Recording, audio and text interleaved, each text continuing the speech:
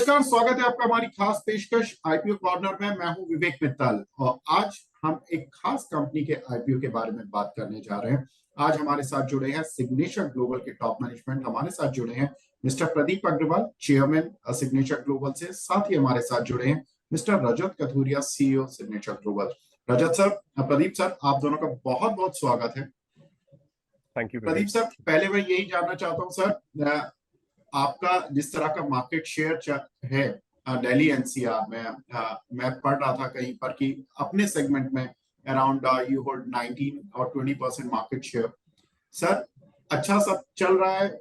IPO की जरूरत इसलिए थी कि आपको इंडिया में पर्दे पर आना था, या सही में कुछ इन्वेस्टर्स हैं जिनको एग्जिट भी दिलवाना था? थैंक्स विवेक। एक्चुअली देखिए, दिल्ली एनसीआर में सिग्नेचर ग्लोबल जो है इस वक्त मुझे लगता है कि एक फास्ट ग्रोइंग कंपनी है। लास्ट 9 साल में, लेस देन ए डिकेड, हमने काफी अच्छे फुटप्रिंट वहां पर क्रिएट किए हैं। आप ये देखिए कि इसका बेसिक रीजन क्या है कि लास्ट यानी डिकेड की बात करें तो अफोर्डेबल हाउसिंग और मिड इनकम हाउसिंग में एक डिमांड बहुत ज्यादा बनी है, यानी स्पेशली अगर 5 साल की, जो लास्ट 5 सालों की बात करें। और सिग्नेचर ग्लोबल को कहीं ना कहीं वो वैक्यूम नजर आया। और दूसरी बड़ी बात, आप देखिए कि जो गुरुग्राम है वो एक मिलेनियम सिटी की तरह इस वक्त प्रोजेक्ट हुआ है। बेस्ट ऑफिस स्पेस वहां पर है। उसका बहुत बेसिक रीजन क्या हो रहा है कि 250 से ज्यादा के ऑफिसेज वहां पर हो गए। आईटी का हब है वो। बेस्ट जो ऑटोमोबाइल हैं वो यानी हब है उसका। दूसरा, आप ये देखिए कि हेल्थ केयर का सेंटर है वो। बेस्ट आईबी स्कूल्स वहां पर हैं। तो इन सब चीजों से क्या हुआ है, जॉब जनरेशन हुआ है। और सिग्नेचर ग्लोबल को कहीं ना कहीं वो वैक्यूम वहां पर मिल गया। यही एक रीजन रहा कि इस पर्टिकुलर सेगमेंट में जो अफोर्डेबल हाउसिंग और मिडिल इनकम हाउसिंग को रिप्रेजेंट करती है, उसके अंदर हमने काम करना शुरू किया। और आप ये देखिए, हम जितना डिमांड को माइन करते गए, डिमांड उतनी ज्यादा हमें कहीं ना कहीं नजर आती चली गई। क्योंकि जितने भी हमारे आज के प्रोजेक्ट्स हैं वो मोस्टली साइबर सिटी से 30 मिनट के डिस्टेंस के अंदर अंदर हैं। सो विद इन गुरुग्राम है, फार ऑफ द गुरुग्राम नहीं है। क्योंकि नॉर्मली अगर टर्म यूज करें अफोर्डेबल हाउसिंग की तो लगता है फार ऑफ द सिटी होंगे या ऐसा कुछ होगा, लेकिन नहीं, ऐसा नहीं है। ये सब विद इन सिटी है। दूसरी बड़ी बात, देखिए क्या है कि किसी भी ऑर्गेनाइजेशन को बनाने के लिए आप क्या करते हैं कि आप उसमें जो अपनी अप्रोच है वो क्या रखते हैं, कंज्यूमर सेंट्रिक रखते हैं या किस तरीके का आप पूरा ऑर्गेनाइजेशन बनाते हैं। तो मुझे लगता है जिस डीएनए में हम रहे हैं, क्योंकि मैंने फाइनेंशियल मार्केट में लगभग 20 साल काम किया है, तो मुझे लगता है कि अगर आप कस्टमर को प्रॉपर सर्विस देते हैं या उसको क्वालिटी डिलीवर करते हैं तो वो आपका फैन हो जाता है। और ये चीजें हम कहीं ना कहीं वहां पर बना पाए। दूसरा, कॉर्पोरेट गवर्नेंस के ऊपर हमने बहुत बड़ा काम किया। क्योंकि जो मार्की इन्वेस्टर्स हैं वो लोग हमारे साथ हमेशा इन्वेस्टेड रहे, लाइक आईएफसी और एचडीएफसी, कोटक महिंद्रा और स्टैंड चार्ट, ऐसे बहुत सारी बड़ी इंस्टीट्यूशंस हैं जो हमारे साथ इन्वेस्टेड रही हैं। आईएफसी और एचडीएफसी जो हैं वो कंपनी की इक्विटी होल्डर भी रही हैं। ऑफ कोर्स एक ग्लोबल प्लेटफॉर्म पर इस कंपनी को दिखाने का टाइम है, जब आप एक जर्नी तय कर चुके हैं, लगभग 9 से 10 साल में मैच्योर हो चुके हैं, थोड़ा सा पूरे के पूरे प्लेटफॉर्म पर ये बताने की अफोर्डेबल हाउसिंग और मिड इनकम हाउसिंग ये कितना बड़ा सेगमेंट बन सकता है, जिसको अगर आप प्रॉपर कॉर्पोरेट गवर्नेंस के साथ करें तो जो डिमांड है वो अनमैच्ड है। आज की डेट में भी सिचुएशन अगर मैं कहूं कि जो प्रोडक्शन हम कर रहे हैं, जैसा आपने कहा कि हमारा मार्केट शेयर जो है वो 19% है इन दोनों सेगमेंट के अंदर। मुझे लगता है ये 19% सिर्फ इसलिए है क्योंकि हमारा प्रोडक्शन कम है। अगर हमारा प्रोडक्शन ज्यादा हो तो शायद मुझे लगता है ये नंबर और भी बड़ा हो सकता है। क्योंकि उसका बहुत बेसिक रीजन है, जैसा मैंने बताया कि पोटेंशियल है गुरुग्राम का, क्योंकि वहां पे जॉब जनरेशन बहुत ज्यादा है। एंड एक ट्रेंड हमें 2020 के बाद और देखने में आया है कि दिल्ली से बहुत बड़ा माइग्रेशन होने, क्योंकि दिल्ली के अंदर जो प्रॉपर्टी के प्राइसेस हैं वो बहुत ज्यादा बढ़े हुए हैं।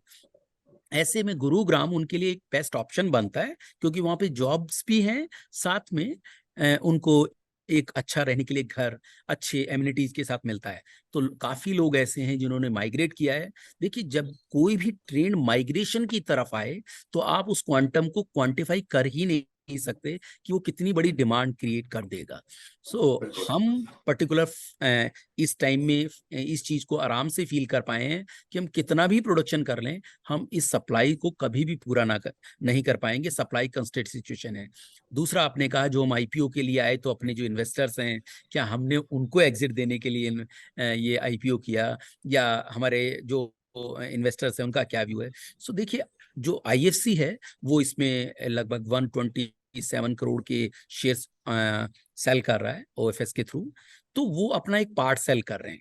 सो होता क्या है कि नॉर्मली कोई कंपनी आपके साथ लॉन्गर टाइम इन्वेस्टेड होती है, सो वो एक अपना व्यू बनाती है। एंड एचडीएफसी जो है वो हमारे साथ अभी इन्वेस्टेड है। वो भी आने वाले टाइम में मुझे दिखाई देता है कि वो जिस तरीके से कंपनी के साथ क्लोजली वॉच करते हैं, सो ऑफ कोर्स वो कंपनी में बिलीव करते हैं, और मुझे लगता है कि वो हमारे एक लॉन्ग टर्म इन्वेस्टर हैं। जी। दूसरी बड़ी बात, ये इन सारे लोगों को अट्रैक्ट कैसे कर पा रहे हैं? जब बेस्ट कॉर्पोरेट गवर्नेंस के थ्रू। देखिए, ये वो मार्की इन्वेस्टर्स हैं जिनको आप जब भी, क्योंकि जीटी है, ऑडिटर है हमारे यहाँ लगभग 6 से 7 साल से, तो ये सारी चीजें हमने इन सम ऑफ मेरा मतलब इस कंपनी को बनाया है।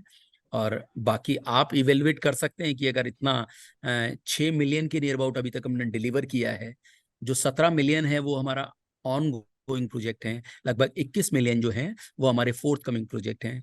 तो ये जो नंबर है ये इटसेल्फ अपने आप में बोल रहा है कि यस, इस एरिया में डिमांड भी बहुत है। अब बेस्ट एनालिसिस आप करेंगे इसका। बिल्कुल सर, मैं बता देता हूँ दर्शकों को जो इस प्रोग्राम को देख रहे हैं, कंपनी का आईपीओ 20 से 23 सितंबर तक के लिए खुला हुआ है। 366 से 385 तक का प्राइस बैंड है, और करीब 730 करोड़ रुपए कंपनी रेस करने जा रही है।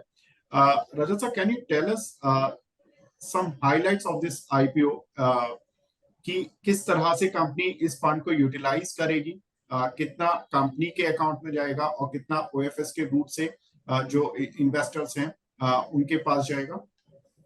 Sure, Vivek. So this is a 730 crore issuance, wherein the primary portion is 603 crores and there's an OFS of 127 crores. As far as OFS is concerned, the participation is only from IFC. They are selling part of their stake, not the entire stake. They're selling part of the stake. So 127 crores goes directly to IFC since they are the selling shareholders. As far as the primary portion is concerned, out of 603 crores, about 432 crores will be utilized towards debt repayment. So as of 31st of March 2023, our net debt, which is like the total debt minus cash and cash equivalents, stood at about 1098 crores. That's a moving number, but almost 430 plus crores out of the IPO proceeds will be utilized towards debt repayment. And the balance money will be utilized for future growth purposes and for corporate purposes. Okay. So I just looking at your financial number, just seen that your revenue has just grown to 1,500 odd crore in last fiscal, but there were some losses, and the loss though narrowed from 100 odd crore to 64 crore around. But what was the reason that the loss is still there in the real estate company? So Vivek, I'll step back to explain a few more numbers and not just directly jump into the P&L aspect of it. So see, as far as the sales are concerned, we are growing at a fairly rapid pace.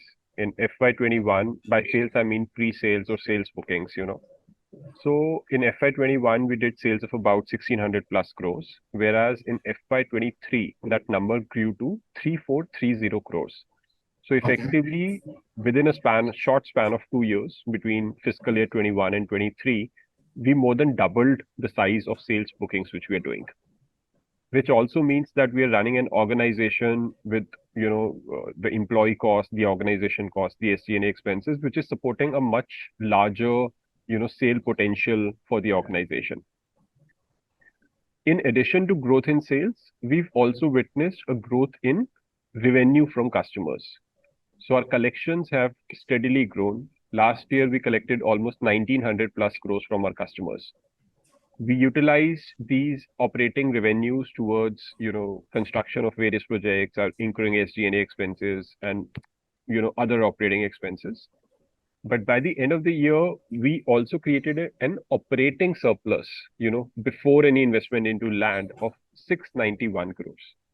So I'll just kind of, reiterate. So out of 1920 crores which got collected, 691 crores was the operating surplus before any expenditure into land.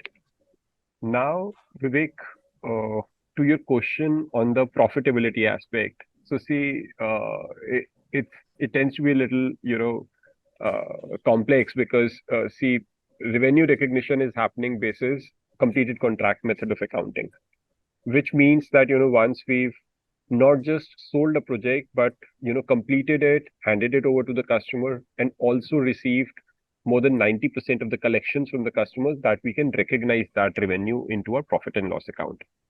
So last year, which is FY23, we completed more than 4 million square foot of development across affordable and mid-income projects, on which we recognized some 1500 plus crores of revenue. So the reason why I said all these numbers was that see why we are doing sales, which is in excess of 3400 odd crores, our actual P&L recognition revenue was only of 1500 odd crores, which means that a lot of finance costs, a lot of our organizational expenses, once you load it on this revenue which gets recognized basis this particular policy,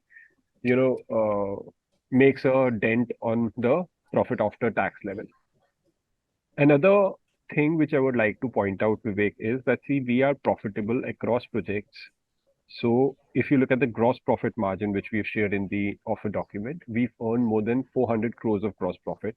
We've also earned more than 200 odd crores of adjusted EBITDA, as in EBITDA, just the adjustment is for the finance cost. So, this shows that in terms of operations, we are quite profitable.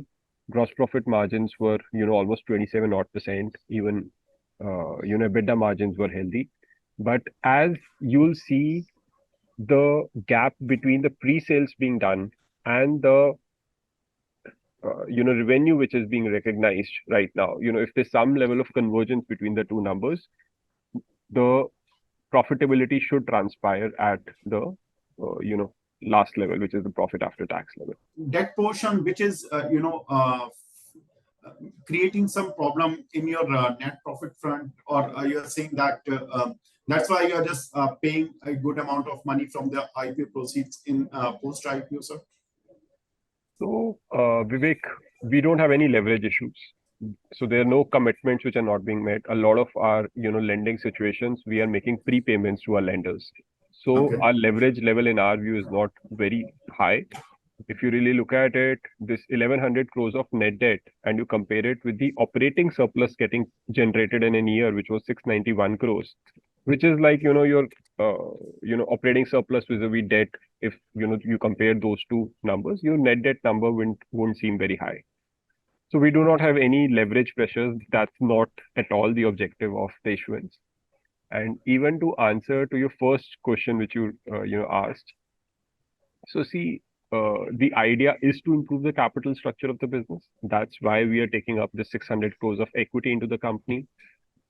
For a development company, we are conscious that, the debt level should not, should be as controlled as possible. That's why the primary positioning is to repay debt. In addition to this, what you should also consider is that your operating cash flows are very healthy and they're growing. So those operating cash flows are really helping us, grow our current pipeline or, the land resources in the company. So, sub and substance, despite having good operating cash flows, we feel to further improve the capital structure will really be very beneficial for the equity holders of the company.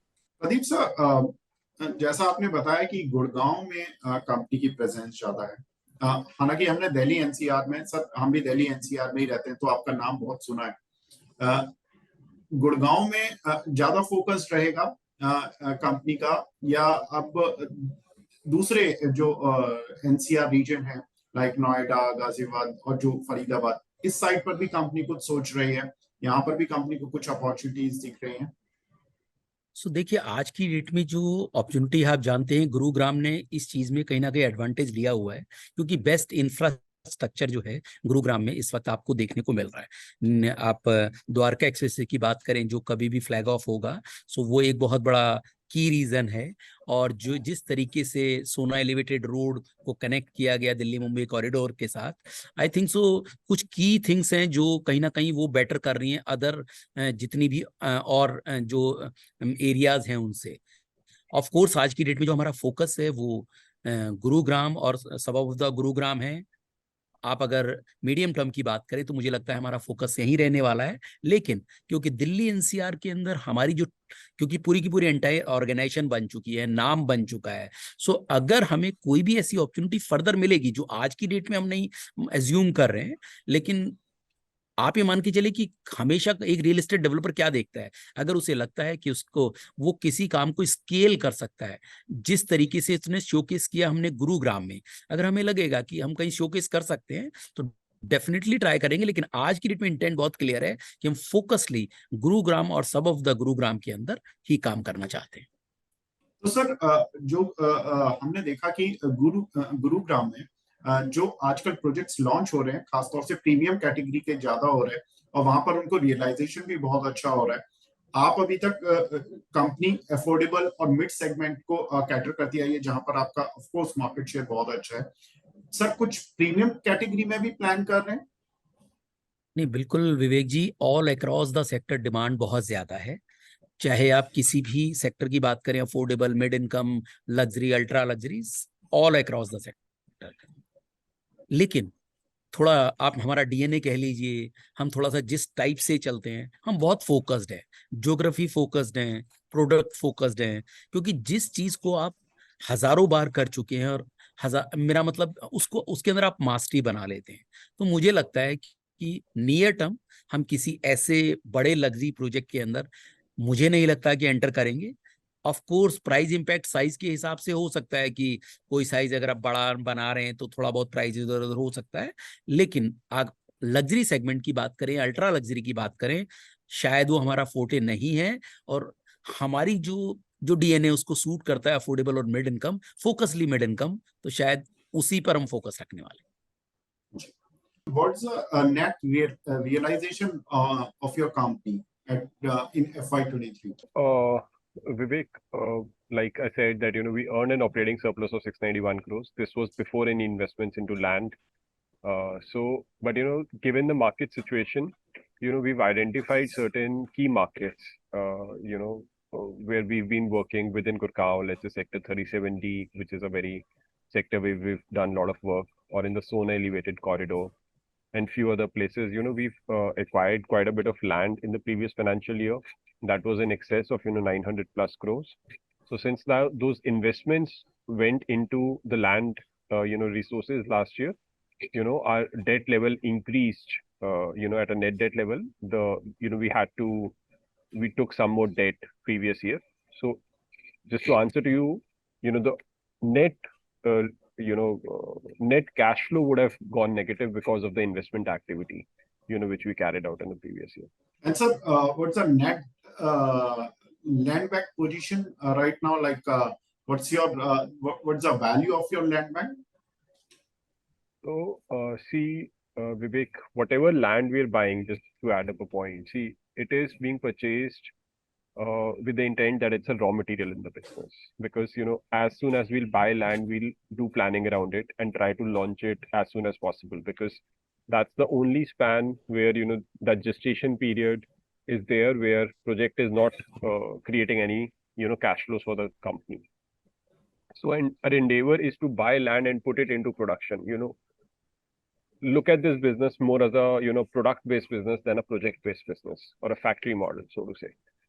So in terms of the current land position, we have about 17 million square foot, which is undergoing various stages of development. Okay. There's an additional 21 million square foot, which is at the forthcoming stage. But our endeavor will be to, stick to our, policy of launching projects in a quick manner. So, that entire 21 million in our view is going to get the same treatment. Agarwal sir आखिरी question है कि जिस तरह से हमने देखा था कि पोस्ट कोविड जो रॉ मटेरियल प्राइसेस थे लाइक सीमेंट, स्टील जो HRC CRC जो 36-40,000 रुपीज पर चलती थी, वो 75-80 तक पहुंच गई थी। सर, आप चूंकि उस सेगमेंट में है जहां पर कि मार्जिन्स ऑलरेडी आप काफी कैलकुलेटेड वे में रखते हैं। सर, मेटल साइकिल अभी तो नॉर्मल चल रही है पिछले 1 साल से, लेकिन धीरे धीरे ग्लोबली कुछ कुछ स्पार्क भी देखने के लिए मिल रहे हैं in line with crude prices. So sir, किस तरह से अपने मार्जिन्स को प्रोटेक्ट करेंगे? क्या स्ट्रेटेजी रखते हैं आप अपने मार्जिन्स को ऐसे सिनारियों में प्रोटेक्ट करने के लिए? सो विवेक जी, बिल्कुल आपने ठीक कहा। कमोडिटी प्राइसेस एक ऐसा इम्पैक्ट है कि जो प्रॉफिट मार्जिन, अगर कुछ भी ऐसा एडवर्स सिचुएशन होती है तो वो जरूर इम्पैक्ट करता है। वो सभी रियल एस्टेट डेवलपर्स को कर सकता है ऑफ कोर्स। लेकिन हम लोग जब भी किसी प्लान को बनाते हैं तो एक कंटीजेंसी मान के चलते हैं कि पिछले 3 साल में कमोडिटीज के प्राइसेस कैसे रहे हैं, उसके बेसिस पे अगले 3 से 4 साल का हम उस प्रोजेक्ट को डिजाइन करते हैं। सो ऑफ कोर्स हम उसे कंटीजेंसी में लेकर चलते हैं। लेकिन उससे भी बड़ी बात क्या है कि आज जो मोस्टली प्रोजेक्ट है वो हमारे मिड इनकम हाउसिंग में है। सो देखिए, कोई भी ऐसा नहीं कि आज कोई भी प्रोडक्ट वन टाइम में वेरी फर्स्ट डे सेल होता है। It will take time 6 to 12 month to cell.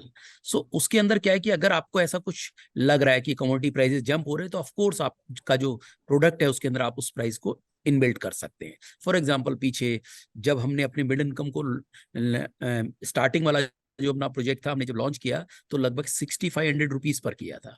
आज की डेट में जो प्राइस चल रहे हैं वो मोर देन 8000 9000 के नियर अबाउट चल रहे हैं। सो कमोडिटी प्राइसेस भी इंक्रीज हुए हैं, लैंड प्राइस भी इंक्रीज हुए हैं, लेकिन अल्टीमेट जो इम्पैक्ट है वो कहीं ना कहीं हमें उसका बेनिफिट वहां पर मिल गया, तो जिससे कहीं ना कहीं न्यूट्रलाइज हुआ है। यस ऑफ कोर्स, मैं डिनाई नहीं कर सकता इस बात से कि कमोडिटी प्राइसेस अगर अप होते हैं तो वो ऑल अक्रॉस द सेक्टर वो सभी को हिट करते हैं। तो जैसे सबको हिट करेंगे वैसे मुझे भी करेंगे, लेकिन फिर भी कंटीजेंसी और हम अपना प्लान लेकर चलते हैं। लेकिन इसमें बहुत एक चीज मैं और ऐड करना चाहूंगा, हमारी जो प्रिक्योरमेंट का मॉडल है वो बहुत यूनिक है। हम उसे सेंट्रलाइज रखते हैं क्योंकि हम मास हाउसिंग में काम कर रहे हैं। सो हमारी टीम इस तरीके से काम करती है कि पूरे के पूरे सिग्नेचर ग्लोबल में जितनी चीजें चाहिए उसको सेंट्रली बाय करे, जिससे बेस्ट बार्गेनिंग कर पाए, क्वांटम बड़ा हो, और इन हाउस हमारी कंस्ट्रक्शन है जिससे हमारी जो कॉस्ट है वो सेव होती है। तो ये कुछ की एस्पेक्ट है जिससे हम कंपैरेटिवली कहीं ना कहीं बेटर सिचुएशन में रहते हैं। प्रदीप सर, एक सिंपल आम आदमी के टर्म्स में जो निवेशक होते हैं वो थोड़ा कॉम्प्लेक्स फाइनेंशियल डेटा को कम समझ पाते हैं। आप मान लीजिए 8 या 9 हजार रुपए स्क्वायर फीट पर अपना इन्वेंट्री या अपने प्रोडक्ट को बेचते हैं। उसमें आपकी जो लैंड एक्विजिशन कॉस्ट होती है प्लस आपकी कॉस्ट ऑफ कंस्ट्रक्शन आती है, वो दोनों मिलाकर अगर मैं पूछूं कि पर स्क्वायर फीट जनरली गुरुग्राम में आप चूंकि लैंड बहुत सारी खरीदते रहते होंगे और हर बार प्रोजेक्ट बनाकर बेचते होंगे, ऑन एन एवरेज कितनी आ जाती है सर पर स्क्वायर फीट कॉस्ट आपकी एक प्रोजेक्ट को बनाने में? कॉस्ट ऑफ कंस्ट्रक्शन कितनी होती है और उसका आपका रियलाइजेशन कितना आ जाता है, नेट में कितना बच जाता है? Very simple way to understand this is that, let's say in the previous year, which is FY23, if we did sales of 3430 crores, in the same period, I'm not saying on that 3400 crores, but whatever recognition which we did, which were projects which were sold, let's say 3 years ago, when the realizations were lower, even on those, we earned, let's say in the mid-income category, a gross profit of close to 30%. Currently, the proportion of mid-income sale is significantly higher. In this 3430 crores, the bulk of the sales happened in the mid-income category. And we are also giving you guidance on the gross profits which we have earned, during the same duration on some of the projects. So, these two numbers give you some perspective on the kind of profitability or the inherent profitability which is being earned on the sales which we did, in the previous year. Also, I would like to add on one more point, Vivek, to your previous question. See, in terms of demand supply gap, so over the last decade, even Pradeep ji said this earlier, that in Gurgaon specifically, the physical and social infrastructure has outpaced the kind of housing stock which got supplied in the market, and especially housing supply which came from good pedigree, developers. That is creating kind of, supply constraining situation wherein, there is much more demand and there is lesser supply. And that's why, we've read it in newspapers that across the category, projects are getting sold at a very fast pace. It's effectively happening because there is a lot of demand and only so much supply coming from pedigree, developers. So all in all, we are growing. Our proportion of mid-income sales are growing, and this is a profitable business. Once we do more completions, all this will transpire into, the P&L as well. जी Rajat ji, last question आपसे भी कि अभी आपकी cost of financing कितनी है, कितने % पर है, वो बताएं। So this number, cost of financing, weighted average cost of financing, which we're currently raising, is between 12 and 13%. 12-13%. And post IPO जब आप जो डेट रिडक्शन करेंगे तो उसमें कुछ हायर इंटरेस्ट वाले डेट को रिड्यूस होगा ऑफ कोर्स, तो आपकी WACC कितनी हो जाएगी sir? Vivek, we've not done that exact computation, but fundamentally you're correct. A lot of the debt, which is high cost, will be paid out to improve the cost of financing for the company. Point taken, sir. Thank you very much, Agrawal sir. Thank you, Mr. Kathuria, हमसे जोड़ने के लिए और अपना precious time देने के लिए, and wish you all the best for your journey in the stock market, sir. And हम उम्मीद करते हैं कि आपके IPO को एक अच्छा response मिले और कंपनी जितना बड़ा market share गुड़गांव में लिए हुए है, दिल्ली NCR रीजन में लिए हुए है, उसी तरह से आपको स्टॉक मार्केट में ही इस तरह का एक मार्केट शेयर मिले। Thank you very much. Thank you. And thanks for your wishes, Vivek. Thank you. Thank you, sir. Thank you. Thank you.